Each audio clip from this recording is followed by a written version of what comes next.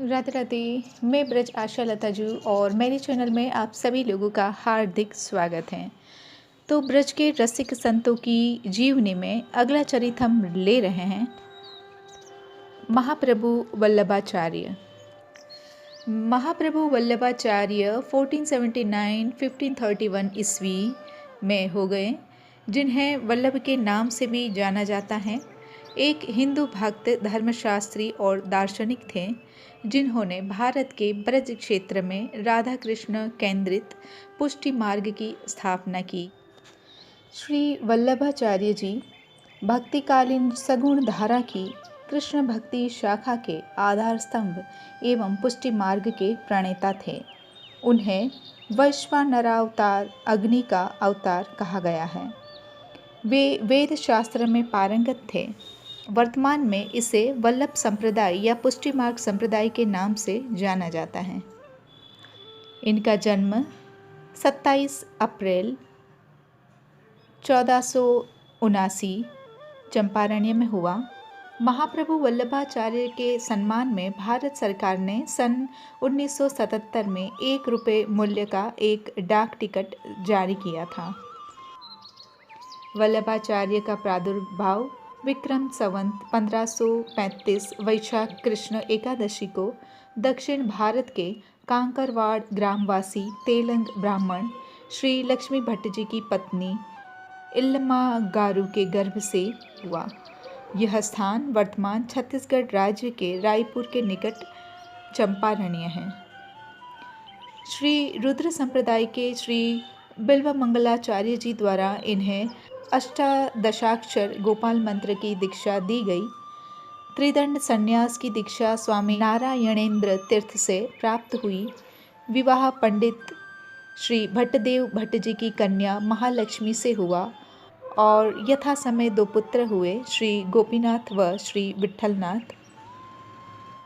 भगवत प्रेरणावश वे ब्रज में गोकुल पहुँचे और तदंतर ब्रज क्षेत्र स्थित गोवर्धन पर्वत पर अपनी गद्दी स्थापित कर शिष्य पुरनमल खत्री के सहयोग से उन्होंने संवत 1576 में श्रीनाथ जी के भव्य मंदिर का निर्माण कराया।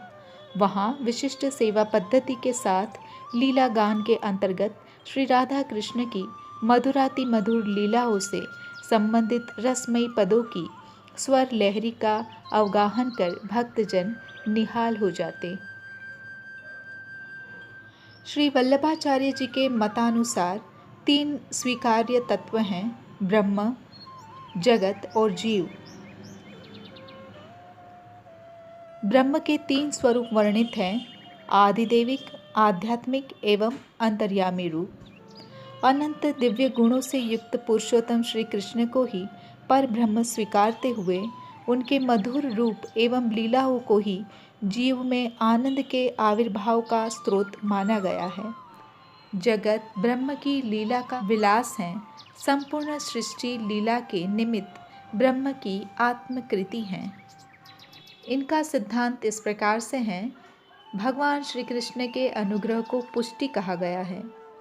भगवान के इस विशेष अनुग्रह से उत्पन्न होने वाली भक्ति को पुष्टि भक्ति कहा जाता है। जीवों के 3 प्रकार हैं: पुष्टि जीव, जो भगवान के अनुग्रह पर निर्भर करते हुए नित्य लीला में प्रवेश के अधिकारी बनते हैं। मर्यादा जीव, जो वेदोक्त विधियों का अनुसरण करते हुए भिन्न भिन्न लोक प्राप्त करते हैं। और प्रवाह जीव, जो जगत प्रपंच में ही निमग्न रहते हुए सांसारिक सुखों की प्राप्ति हेतु सतत चेष्टारत रहते हैं।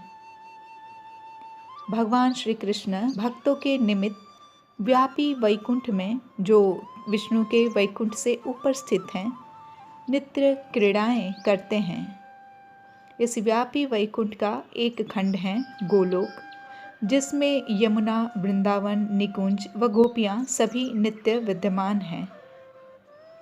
भगवत सेवा के माध्यम से भगवान की नित्य लीला सृष्टि में प्रवेश ही जीव की सर्वोत्तम गति है।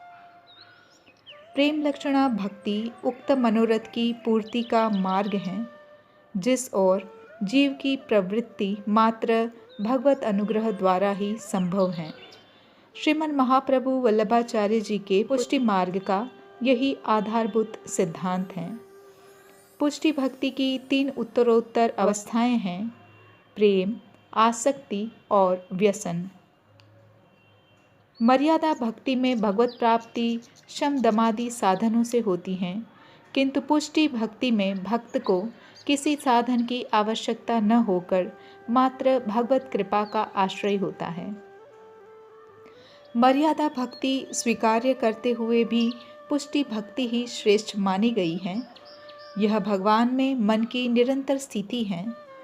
पुष्टि भक्ति का लक्षण यह है कि भगवान के स्वरूप की प्राप्ति के अतिरिक्त भक्त अन्य किसी फल की आकांक्षा ही न रखें। पुष्टि मार्गीय जीव की सृष्टि भगवत सेवार्थ ही है। भगवत द्रुव सेवार्थ तत्सृष्टिर्नान्यथा भवेत। प्रेम पूर्वक भगवत सेवा भक्ति का यथार्थ स्वरूप है। भक्तिश्च प्रेम पूर्विका सेवा। भागवतीय आधार कृष्णस्तु भगवान स्वयं, पर भगवान कृष्ण ही सदा सर्वदा सेव्य, स्मरणीय तथा कीर्तनीय है। सर्वदा सर्वभावेन भजनीयो ब्रजाधीपः, तस्मात् सर्वात्मना नित्यं श्री कृष्णः शरणं मम।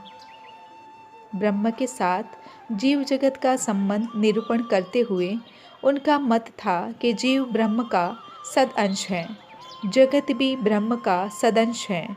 अंश एवं अंशी के भेद न होने के कारण जीव जगत और ब्रह्म में परस्पर अभेद है। अंतर मात्र इतना है कि जीव में ब्रह्म का आनंदांश आवृत रहता है, जबकि जड़ जगत में इसके आनंदांश व चैतन्यांश दोनों ही आवृत रहते हैं। श्री वल्लभाचार्य के अनेक भाष्यों, ग्रंथों, नामावलियों एवं स्तोत्रों की रचना की है।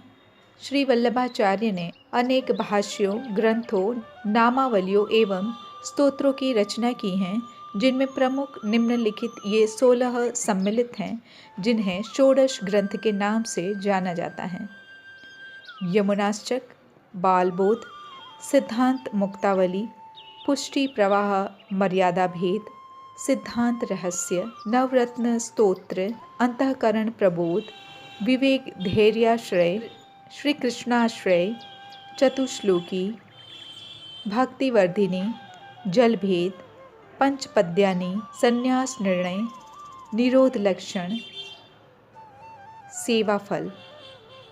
आपका शुद्धाद्वैत का प्रतिपादक प्रधान दार्शनिक ग्रंथ है अणुभाष्य, ब्रह्मसूत्र भाष्य अथवा उत्तर मीमांसा। इनके अतिरिक्त आप द्वारा प्रणीत कई अन्य ग्रंथ जैसे तत्वार्थ दीप निबंध, पुरुषोत्तम सहस्त्रनाम, पत्रावलंबन, पंचश्लोकी, पूर्व मीमांसा भाष्य, भागवत पर सुबोधिनी टीका आदि भी प्रसिद्ध हैं। मधुराष्टक स्तोत्र में आपने भगवान श्री कृष्ण के स्वरूप, गुण, चरित्र, लीला आदि के माधुर्य को अत्यंत मधुर शब्दों और भावों से निरूपित किया है। श्री वल्लभाचार्य जी के 84 शिष्यों के अलावा अगणित भक्त, सेवक और अनुयायी थे।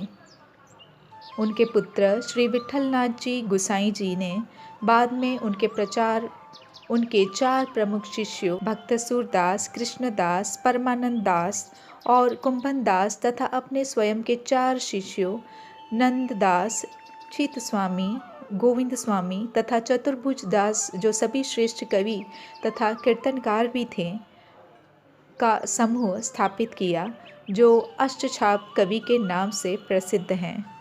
वृंदावन की ओर जाने के लिए जब वल्लभाचार्य आगरा मथुरा रोड पर यमुना नदी के किनारे किनारे जा रहे थे, तभी उन्हें वहाँ पर एक ऐसा अंधा व्यक्ति दिखाई दिया जो रो रहा था, जिस पर वल्लभाचार्य उसके पास गए और वल्लभाचार्य ने उस व्यक्ति से कृष्ण लीला का गान करने के लिए कहा।